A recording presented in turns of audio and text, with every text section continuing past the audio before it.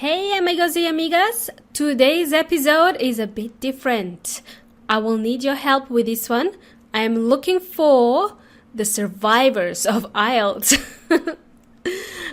If this doesn't make sense yet, then keep listening. It will all start to make sense very soon. Stick around, let's go!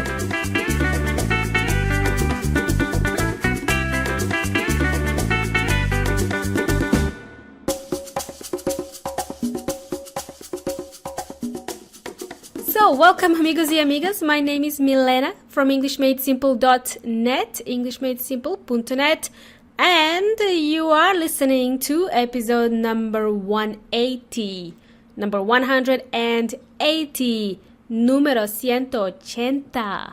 How's it going? How's it going?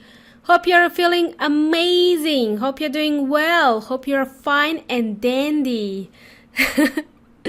I'll fix that. I'll fix that in a sec.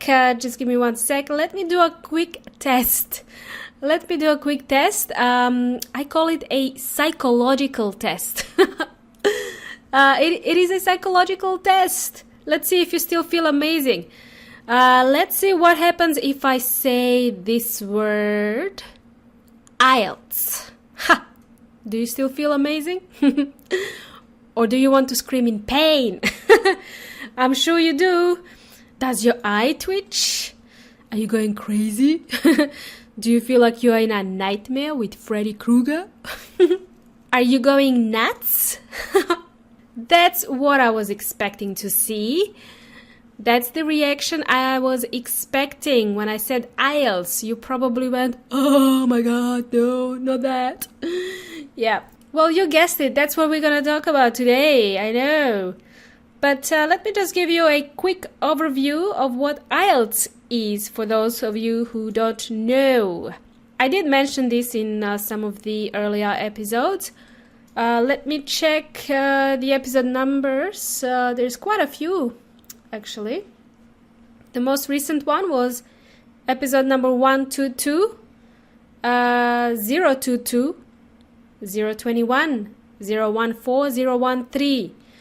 Okay, now you don't have to remember all these numbers. I am going to leave the links to these episodes in the transcript of today's show so you can easily find these episodes. Alrighty? Cool. So we did talk about IELTS and TOEFL before, which is another exam.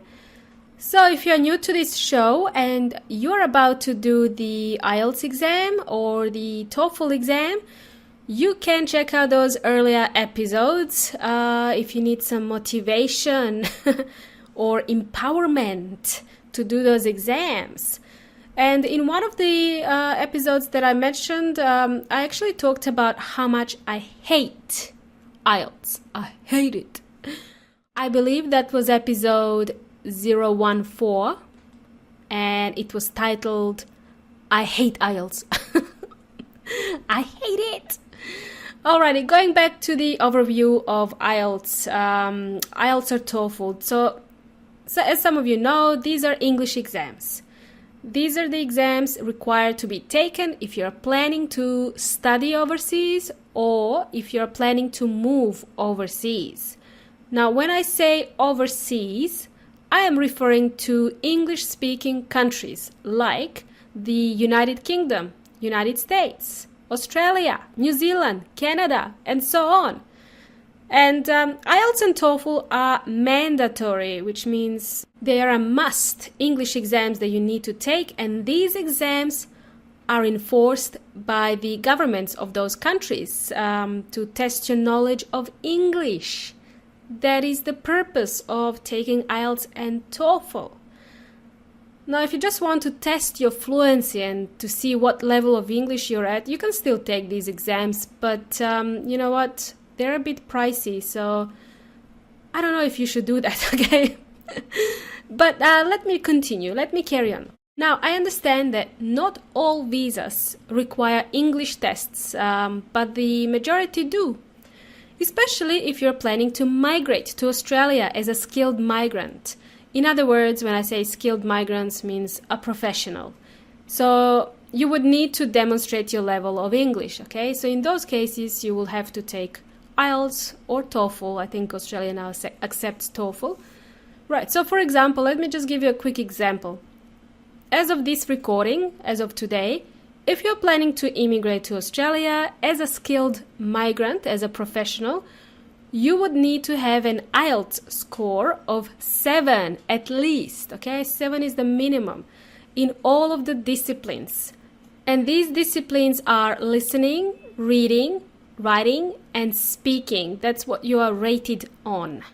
Now, these requirements may vary, okay? And it's best to speak with your migration agent. It also depends on what visa you're planning to apply for, okay? So the score may not be 7 in all cases. So I suggest you speak to your migration agent. I'm not going to talk about visas as I'm not a migration agent and I don't want to give you wrong advice. It's best you do your own research. Talk to someone at the embassy of Australia, of New Zealand, of the country you want to emigrate to, or find an immigration agent. I have a couple of immigration agents I can recommend if you need any. But anyway, all I want to talk about today is that awful, yucky, awful exam, IELTS. And by the way, IELTS, what does it stand for? IELTS stands for the International English Language Testing System. It's quite a mouthful to say, so we're just gonna call it IELTS. The reason I hate IELTS is that it is too long. First of all, it's close to 3 hours. That's 3 hours of your life. It's also not cheap, okay? Most of us have to do it more than once, so that's more money out the door. And the topics that are in the exam are not very interesting. I personally don't care about the topics we have to write about in these exams. Most of the things you need to learn for IELTS are not even required in your day-to-day life overseas when you do move overseas, alright? Just to give you an idea, to get a score of 7, you almost have to be an advanced speaker of English. Now, if you're not at the advanced level yet, don't be discouraged. I don't want to put you off, okay? It can still be done, but you need lots of practice. Lots of practice so you get used to the types of questions in the exam. You get used to the format of the questions. So yeah, you just need to practice and you will get better at it. Great. Now, to use the word hate, okay, is a bit harsh. It's not very nice to use this word, you know, when I say I hate IELTS. But let's just say that I don't like it. And I don't like IELTS. And some of you might feel the same as me. I can hear your pain. I can hear it. I can smell it. And you know, I have other words to describe IELTS, which I'm not going to share with you today, as I don't want to get in trouble with Buon Intelligente. So I have to keep it polite. I'm gonna keep it polite. I keep getting emails from a number of listeners asking me about IELTS and TOEFL, asking for some tips. By the way, TOEFL is another exam. It's computer-based as opposed to IELTS. IELTS is handwritten. TOEFL is used mostly for international students, but I believe it can also be used for other residency visas. Again, you'll have to speak to an immigration agent when it comes to this, when it comes to visas. So I have students preparing for IELTS and TOEFL, and you know what? It's just been a topic that I feel very strongly about, and I think it's about time that I cover it more in the podcast. And also I want you to know that I sympathize with you. We share the same sentiment about IELTS. You also need to know that you are not alone. If you're doing the IELTS exam, please remember that you are not alone. There are others who feel the same way you do, especially if you feel really frustrated and you feel like it's the end of the world. So I just want to say, please be patient, and I promise you, you will see that light at the end of the tunnel. Just keep going, keep practicing. Maybe you won't get the score you need the first time you take IELTS, but know that this is normal. This is normal. Again, you're not alone. I know a lot of people who had taken IELTS a number of times, like 3 or 4 times, because they needed that score. They needed a 7 for one of the visas to Australia. So again, you are not alone. What you need to know about IELTS is that this is a skill. IELTS is a skill, and like any skill, you need to practice it until you become good at it. You must dedicate 1 hour a day to practice if you want to be really good at it. As I said, again, it's a skill. You must get familiar with the types of questions in the test, and they follow the same format. So it's really good idea to get familiar and practice past IELTS questions, and there's a lot you can find on the internet. What happens when you do get the right score? What happens when you do get the score that you need? Let's say you needed a 7. What happens when you get a 7? How would you feel if you got a 7? Wow. I can tell you from experience that once you get the IELTS score that you need, whatever your goal, it feels like you won the lottery. It feels like you won the lotto. It feels really great. Really, really, really, really great. My friends had to do IELTS before coming to Australia. They had to do IELTS and they were telling me about their experience. And yeah, once they got it, they thought, wow, this is a lotto ticket. They won lottery. This is what you're going to look forward to. So I'll tell you again, don't give up. It's possible to get the score you need. You need to practice. Remember. So amigos y amigas, I'm not going to go into too much detail about IELTS and TOEFL in today's episode, but we are going to carry on with this topic. Now, the reason why I don't want to go into detail is because I want to speak to the survivors of IELTS. I call it survivors of IELTS. I know. It feels like you survived something horrible. I want to speak to the survivors of IELTS. Where are you guys? Are you out there? Where are you? Are you still listening to this episode? I'm looking to speak to the survivors of IELTS and TOEFL. I want to know what has worked for you. How did you get the score you needed? Is there a secret recipe? Can you share something with us? I want to know if you have any tips to share with the English Made Simple audience, with us. I want to know what you have to say about IELTS. I want to know your thoughts. I want to know how you feel about it.